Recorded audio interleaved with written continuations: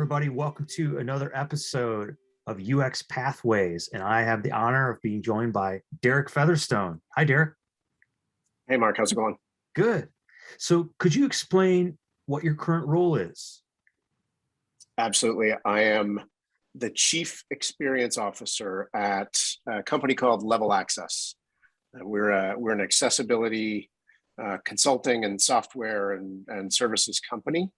And so I'm the Chief Experience Officer. I've been here for just about 3.5 years now. Congrats. And so, I guess the big question is, how did you get into all this? How did you get into user experience? It's a long story, but I'll give you the short version. How's that? Sure. I used to be a high school teacher, and I taught from the mid 1990s to the end of the 1990s. And I got to a point where I was actually, the web was a huge thing back then, and we were just kind of getting into it. And I got to the point where I started to look at different career options. I loved teaching, loved it, and I still teach every day, just not to the high school students. So now I get to teach to everybody else. And so part of what I did, I got excited about the web, and I actually wanted to leave teaching to start my own company where I was going to teach people how to design and build websites as part of my work. And then the other part was I was going to design and build them myself. So I felt that those two things went well together. And as I started out more on the development side, but as I was progressing through my career and trying to figure out what I was going to be when I grew up, I just got more taken in by the design side of things, and in specifically the accessibility world.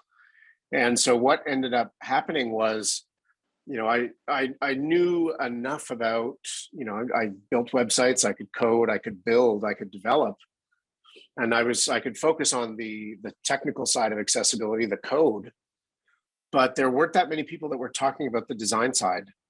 And that really fascinated me because I kept discovering there were all kinds of things that we were doing correctly in the code, that we were doing it the right way, but it was creating not a great experience for people with disabilities that were trying to use those things that we were creating. So that really kind of pulled me into the design side of things and really focusing on accessibility, not just as a technical endeavor, but as part of user experience.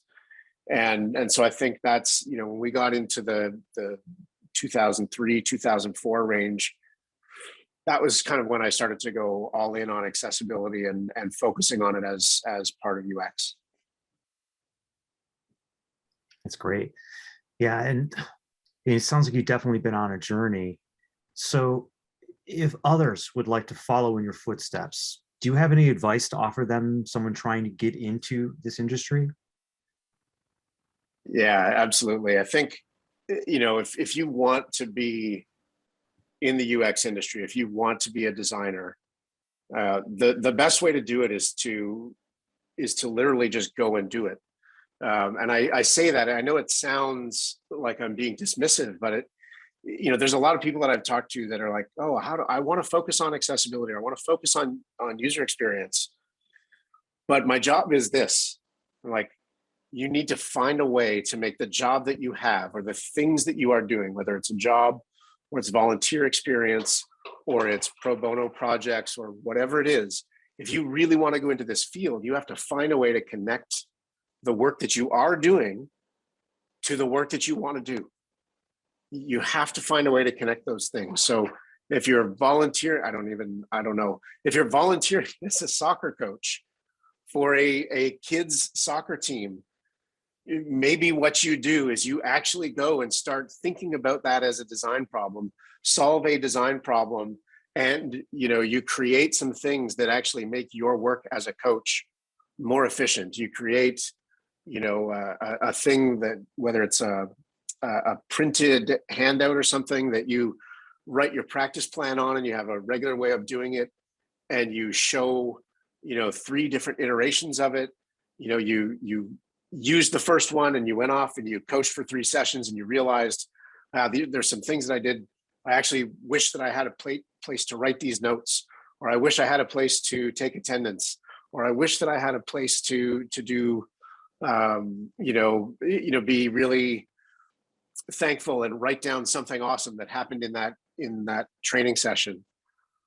Go through and make those 2, 3, 4, 5 different iterations of your coaching sheet, and then use that as part of your portfolio. Use it as a thing to demonstrate the way that you think about design problems, because that to me is what UX is all about, right? It's about thinking about the problems that people are trying to solve. And if you are looking to get into the industry and you don't feel you have a way in, find a way to connect what you're doing to the thing that you want to do, and then use that as your mechanism to demonstrate that you have the skills, that you can do the work of UX.